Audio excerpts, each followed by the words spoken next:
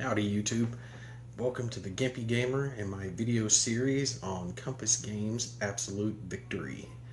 Now in the interest of full disclosure, I have to say I am not a YouTuber and I am a new guy to wargaming in and of itself, especially the grand strategic level of which Absolute Victory is.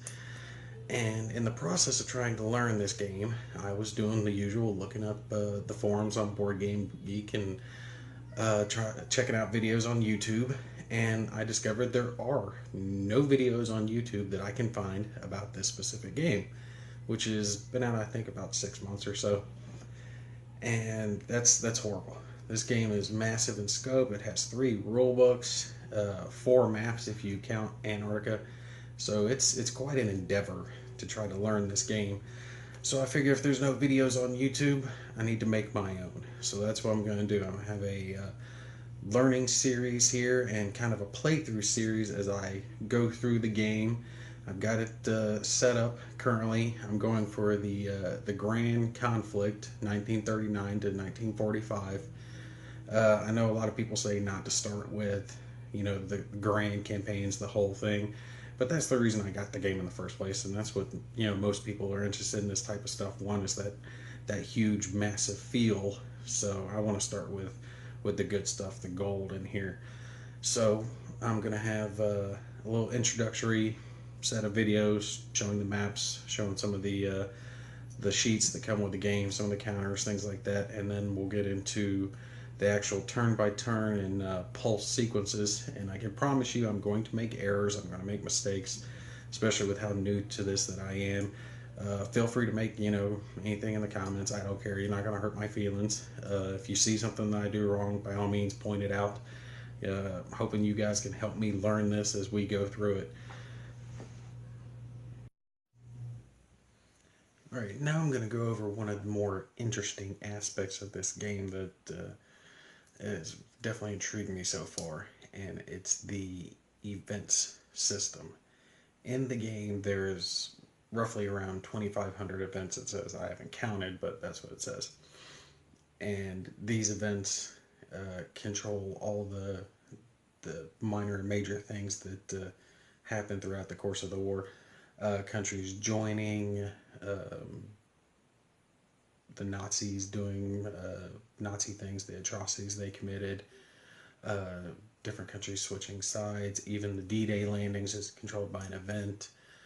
Uh, you can't even do an amphibious assault like the D-Day landing unless you actually have drawn that event and have it on your saved marker, your saved card, and the ability to play it. I'll show that big card here in a little bit, and you'll see what I'm talking about with it.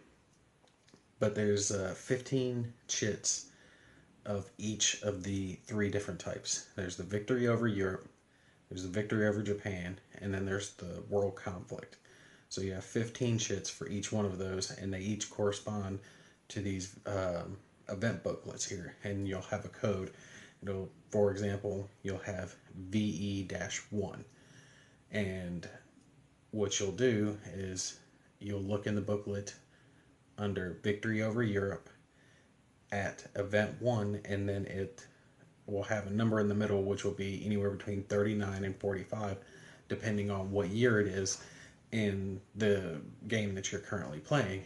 So it'll either be VE-39-1 or -40-1-41-1, and each one of those will have a different event located with it. So a single chit can represent multiple different events depending on what time frame you actually draw the chit.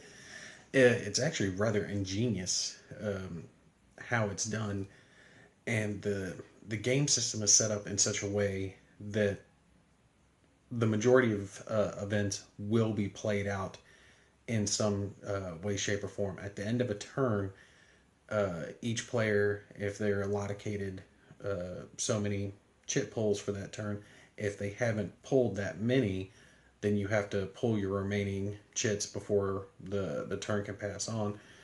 And if it's at the turn of a year point in the game, the November-December turn, then you have to pull out the rest of the chits in your cup, for Axis or allies, and play out the remaining events for that. So you can't save a 39-year event and play it in year 40. That way you can't have events earlier or later.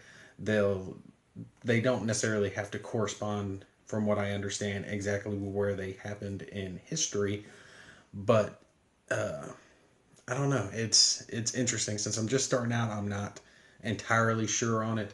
That's my basic understanding of it to this point. For example, the game that I've got started now, I pulled an Axis chit. I think it was VE 39 4 or 5, something like that.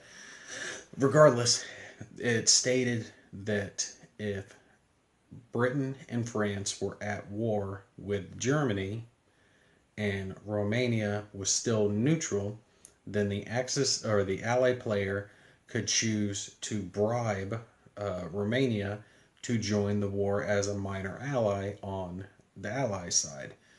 To do this, the Ally player had to roll a d6. I'm playing it solo, but I had to roll a d6, and on a 1 to 4, Romania disregarded the bribe and stayed neutral. On a 5 or 6, Romania joined the war on the side of the Allies as a minor ally.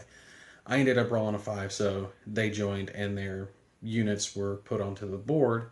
They're rather weak. They're only 1/1 chits, but it still put some extra stuff in the Allies' hand, which was really neat. And it also affects the longer term of the game, because Romania joining the war affects the Cold War tensions, which I'll get into it a little bit later. But the short version is there's a little track that keeps track of the Cold War tensions between the UN, specifically the U.S. and the Soviets, the communists, and depending on what events are played and what's happening in your game, that track's going to go up or down. Well, this made that track go up by whatever the die roll was, regardless on whether or not Romania joined the Allies. So it ended up raising the tensions by 5, and I forget the number. I want to say it's 60, but I'm not sure. I'll have to look that up in the rule book.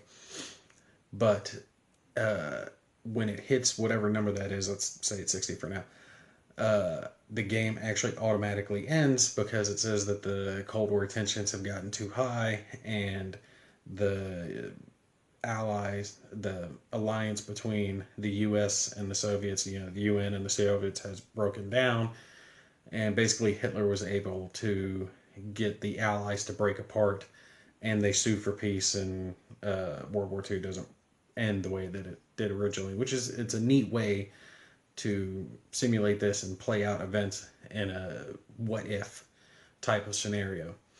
The other interesting aspect of it is that to represent the bribe that Britain and France were giving to Romania to get them to join, they had to give up all of their production for this turn. It's not too much. I mean, your production goes up, you get more factories as the game goes on, and again, I'll show the production charts when I get into the nitty gritty of everything. But each turn you'll produce so much, and to simulate the massive payout to get a country to join, Britain and France basically had to give up their extra units for this turn, which it's neat to see how it's going to play out, because yes, they did get more units on the board helping them and surrounding Germany, but they're not going to be producing any planes, tanks, or extra ships this round. So 4 months is going to pass in game time before something else happens. Right now, from what I've played of it, which has been very little up until this point, I thoroughly enjoy the event system. It gives you options. It's not just read the event and do these things. It's if this, then this. If this, then this. If not A, then B. Then if not C, then, on down the line. And it can affect things, turns down the line. So it gives you options, and you do have choices, and you have die rolls in everything you do. But it also controls the pacing of the game, so you can't just have the U.S. immediately jump into invading Europe or trying to land troops on mainland Japan. Certain events have to happen before things can progress. Like the A bomb is controlled by the event system, and the event system will bump up your atom bomb research track, but it'll also do it for a few different other countries. I think USSR, Japan, and Germany also have research tracks on that. I won't get into all the details on it, but if you like games like this, the other ones I read about, I haven't played personally, so I don't have the experience on those. But what is it? No, A World at War and World in Flames, and there are a few others that I've read about that a lot of people have talked about.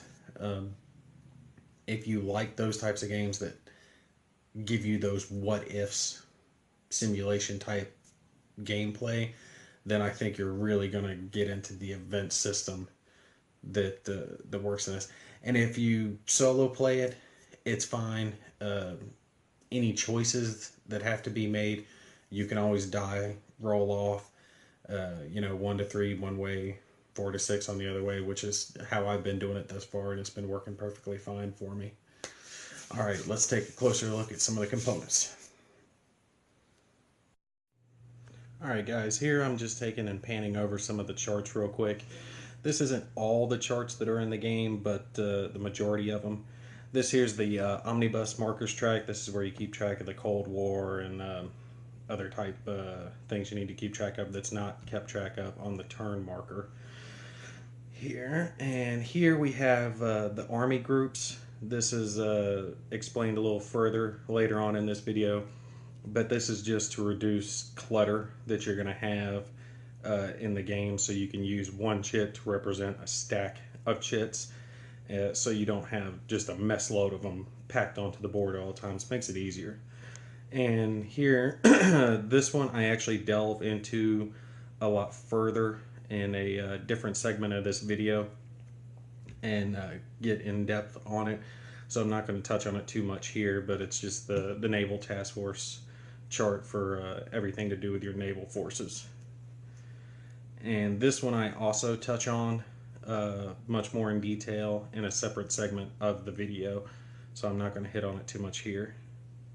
And this is the Axis Army group chart and your Shattered Remnants box. Both forces' Shattered Remnants will go to that area. Here is the diplomatic alignments. This is chit for each country in the game, so you can determine what allegiance they are. Axis, UN, pro-US, pro-Japanese, whether they've been conquered, all that type of stuff. I'll show a little more of that in my next video. This is simply the turn record chart. Nothing specific, nothing major here. You've got your turn marker, and you can put ships on here to determine when they come out.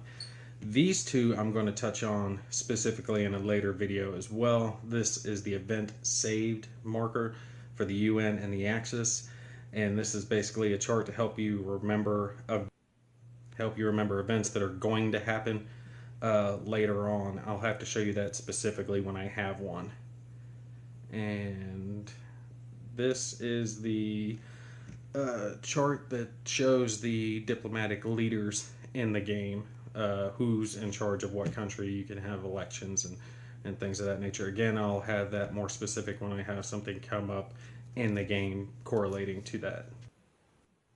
This is the Antarctic map here. The weather is kept track of here, as well as the night or day segments of the game are kept track of on this chart. I'm not using the Antarctic map itself in my game, so I'm not going to be able to help with the specific aspects of that. Alright, now this chart is a little different. This one is the Naval Task Force display card. This one is used to keep track of your naval units that you turn into task force.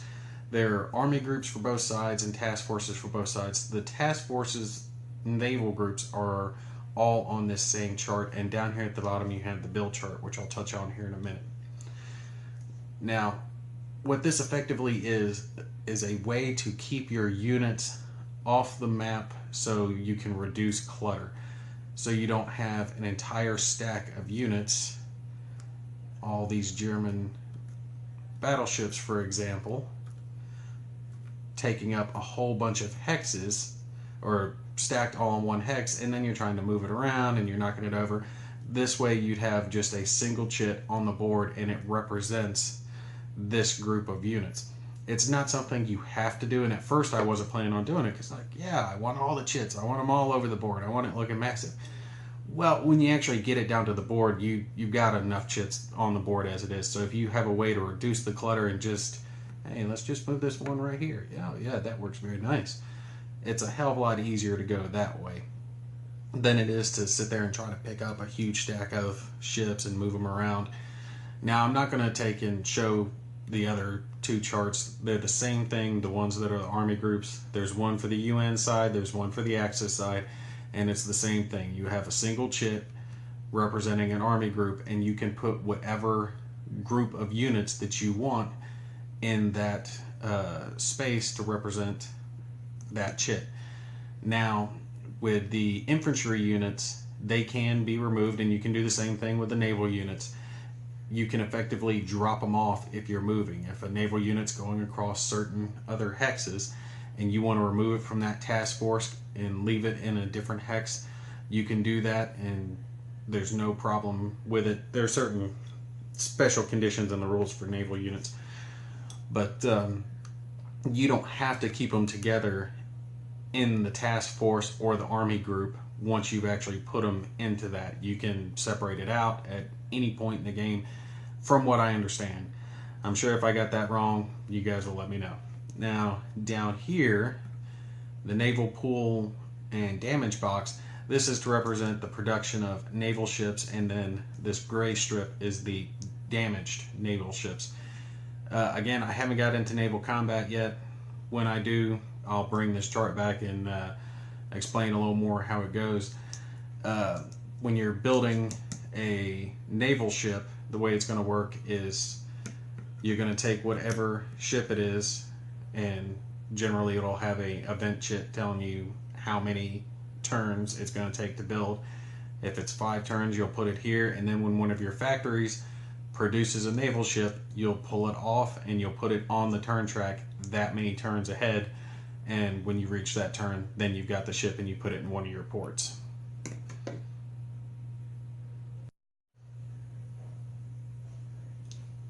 Alright, this video is going to specifically be on what is called the front in this game. This is where all combat is actually handled. Alright, here you have the Axis air availability box, the UN air availability box, and then both committed boxes, and then the air superiority boxes. I'm not going to delve too deep into that right now, but the simplest way to understand it is whoever commits the most planes to a combat is the one that actually gets to use their planes against the ground enemies that are stationed down here. This is the neutral box, where countries who are neutral or start the games neutral will have their planes stationed, you know, like the USSR, America, Italy. Now down here is where it gets really interesting. These little chit markers are used if you want to remember what they call it, mode that you pick to have your combat. It's not just a CRT, you know, a combat results table. There is 5 different modes that you can pick for the attacker and 5 different modes that you can pick for the defender. Let me grab that chart right here, and that's this chart, which we'll show later. But the basic gist is it's handled here. Each side will pick one of those different modes. If you're playing solo, That's what the numbers I had written across the top is you can roll off to decide what the opponent is using. And these markers here are just used to remember what mode was chosen. Now, it's definitely a little more complicated. You'll take and put a marker, a battle marker, on the hex to remember where your battle's taking place, and then you're going to take and line up all your troops here.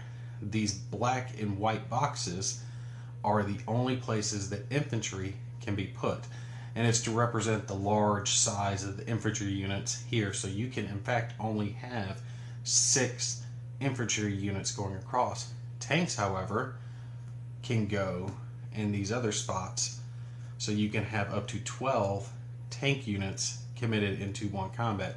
There is no stacking limit in this game. You can have as many as you want, but you can only use these slots for each individual round of combat that it happens, and everything else is put into what's called the reserve. The reserve is simply the units that are in the hex that are not committed into this combat. So you can effectively have all of one set of units wiped out, but still have chits remaining in the hex after that combat. It's kind of strange, but you can, once you get used to it and see how it works, it's interesting and gives a more in-depth feel to the combat. Now, on that chart that I previously showed you, it has 2 numbers shown. For example, if both sides picked the balanced or just normal combat, the number would be 3-4. That's the violence number, all right? And that's the number that you have to roll equal to or less than to inflict hits in this game. Now, how you determine how many dice that you're rolling is these numbers here on the bottom left of the chit, generally where the firepower or strength of the unit is. This is simply telling you how many dice to roll. So these German units would be rolling 6 dice. Tanks have an extra special rule I'll touch on in just a sec. Now these American units, they start the game at 1 and go up to a 2 later on in the game. The event markers help remind you of when those units go up. Now, tanks operate a little bit differently. There are 3 factors to determine what the firepower on a tank's actually going to be. If you're fighting in a clear hex, in clear weather, and the tank unit is supplied, then you double their firepower. So if all those conditions applied, these 2 chits would in fact roll 4 dice apiece instead of 2. The gold box here on this Panzer, the SS unit, represents an elite unit. However, the elite rules are not published yet. It's going to be published at a later time, and how that is going to affect units, I don't know yet. We'll just have to wait and see on that one. Now, what you're going to do is, let's say these 2 are at a 1 at this point in the game. The American side would roll 2 d10s, and we'll say that these guys aren't getting their bonuses for example's sake. The German side would roll 6 d10s. Anything that was equal to or less than the violence number on the chart would be counted as a hit. You would take the dice that are counted as hits and add their numerical value together to get a total number. That total number would go into the second number on each chit. Let's say the Germans here got a 3 3s. That would be easy to understand. So that would be a number of hits of 9 that would have to go into the American units. Now, the second number is the fortitude number. The fortitude number is how tough the unit is, how much damage it can take. So when you have 9 hits coming from the German unit, the Americans have to absorb 9 hits. If the number is equal to the fortitude number, the second number on the unit, it is shattered, which it will go into a shattered units box and can be rebuilt for a cheaper price later on in the production phase. Since there are more here, you can double this and it will kill the unit. So 6 hits could be used to kill off one American unit, while the next American unit would simply be shattered to absorb the 9 hits. Now the way the rules are stated is that you have to take and absorb the most hits possible.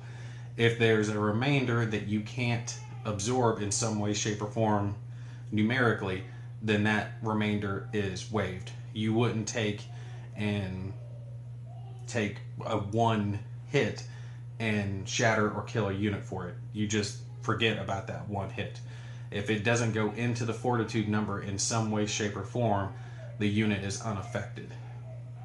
Let's see, is there anything else I need to touch on?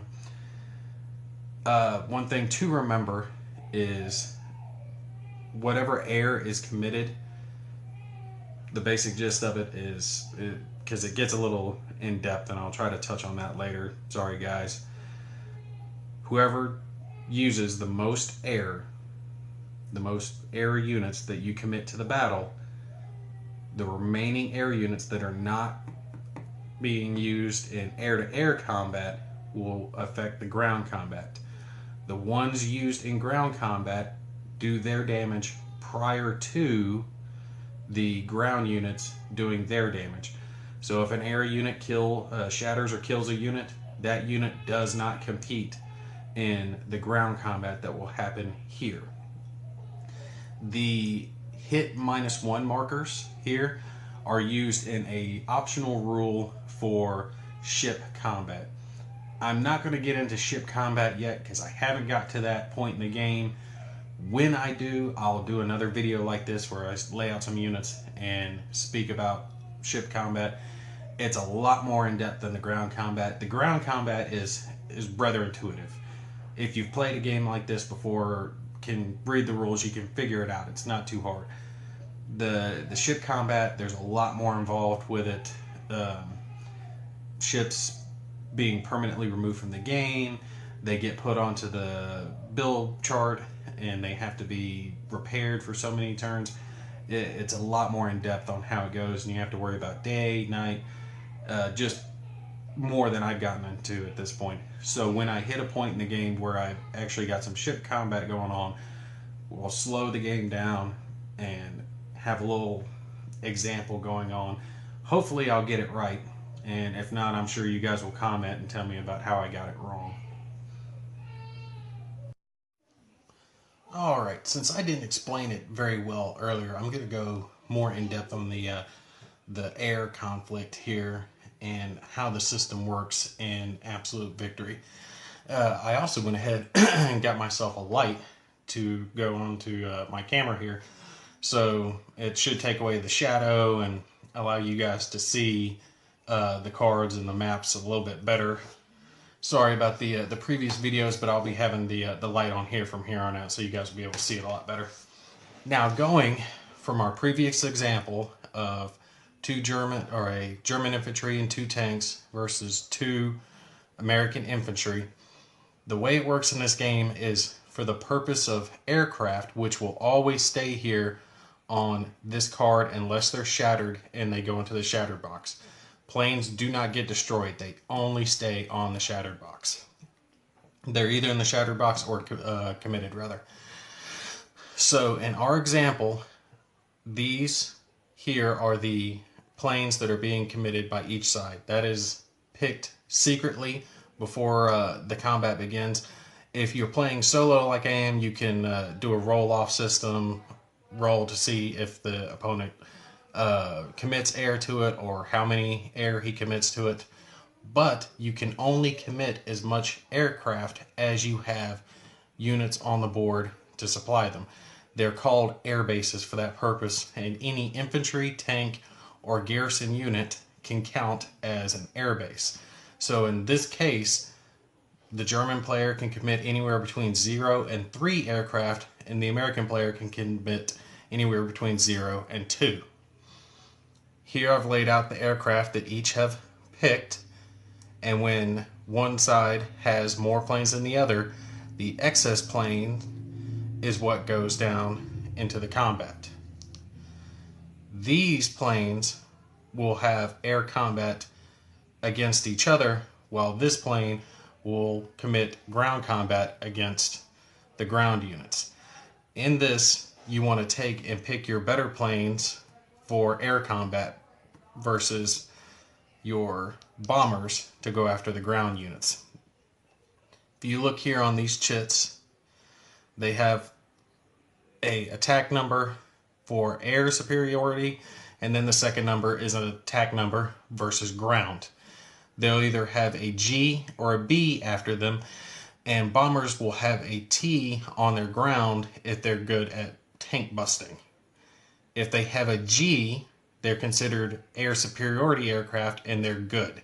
If they have a B, it means they're bad. Now, what you're going to do is roll off on this chart, and the attacker will consult this line, defender will consult this line, and it's a very simple CRT. You match up, and that's the number that you have to roll to damage the opponent's aircraft. In this case, we will have this plane attack this one, and this one attack here. This one being a 3-1 aircraft against a 2B bomber. So you would go over to the 3, down to a 2. The attacker is going to have to roll a 4 or better to damage the aircraft. The bomber, being a 2B, will roll 2 dice and select the worst of the 2 as his number. In this example, where it is a 2G versus a 2, you'll consult the 2 versus 2, which will have a 5, at which case the 2G will roll 2 dice and pick the better of the 2 since it's good at air-to-air combat. Once air combat has been completed, any shattered airplanes will be taken to the shattered box, which is off screen at the moment, and aircraft that were not defeated will go into the air committed box. At that point, you will commence the ground combat as per normal, starting with the side that has air superiority and has airplanes left to attack ground targets. Once the airplane has done its combat, it is moved to the committed box as well. It cannot be attacked by the ground targets unless it is doing a strike against naval targets, at which point, if it has, I believe it's an X on it, it counts as being bad against naval targets and it's shattered after its strike. Now, to do a strike against ground targets, you're going to use the second number on the chit, in this case a 3, and you're going to compare that against the fortitude number on whatever unit you're attacking, and you will again use this chart to do your combat. In this case, a 3 versus a 3 is a 5, so a 5 or better will shatter and or kill the ground target. What was that? There was another special rule that I forgot about. I'll have to try to remember that one later. Sorry. And that's it. Alright. This segment here is on the land mode grid, which you can effectively think of as the combat results table from other games. It's the most similar to that. Along the top here, you're going to have the defense modes listed, and along the left side here, you're going to have your attack modes listed. Before each ground combat, each side will pick a mode that they want to use for that combat. If you're using, if you're playing through solo, you can take and roll a d10. There's a chart in the rule books to determine what the opposing side will use in that ground combat.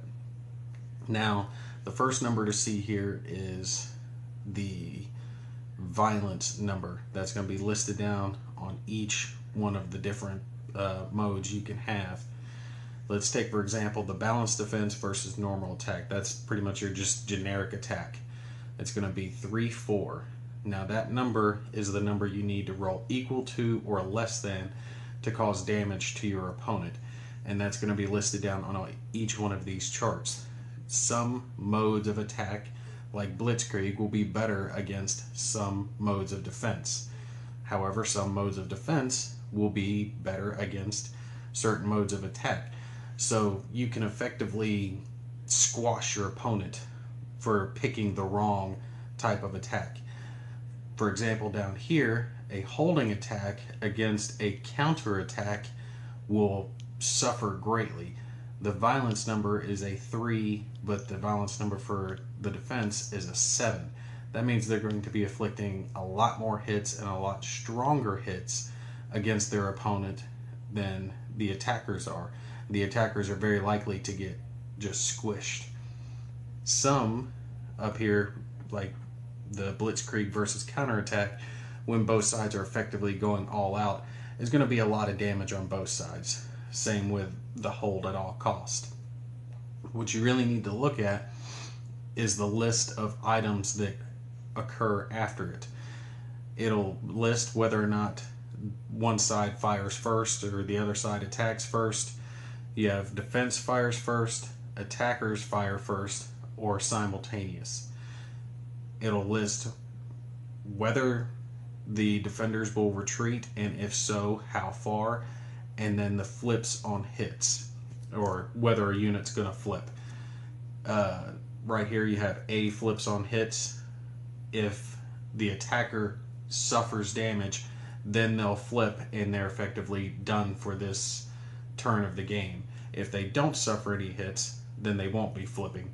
You'll read these charts out for each different type of attack that is done and use that to determine what the results of the combat are.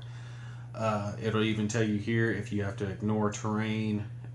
It's really actually an intuitive chart. I thought it was going to be complicated. I thought it was going to be real hard to figure out, but once you actually fight a few rounds, roll the dice and get into it, it's really not that bad. Just keep the instruction manual with you, read over it as you're going through your first few rounds, and you'll get into it where you can pretty much just look at the chart, roll your dice, just like a normal CRT, and just proceed on that way. Route, if it does have route as an option, has some additional special rules involved with it. I'm not going to get into all those now. I would definitely read that over in the instruction manual if you have that as a result, and make sure you have a firm grasp on that one. It's only used here with Blitzkrieg as they're smashing through the enemy lines.